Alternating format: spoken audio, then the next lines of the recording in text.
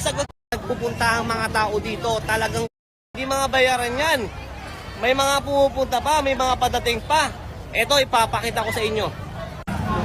Ayan!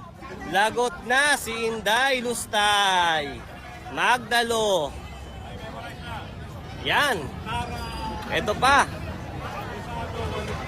Ang ganda niya, no? Oh. Kita nyo? Oh.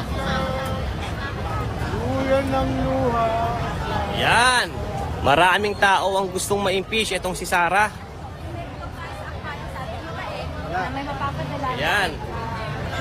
May mga hawak silang impeach, Sara. Yan. Oh. Grabe. Putok yun. Ano lang? Grabe.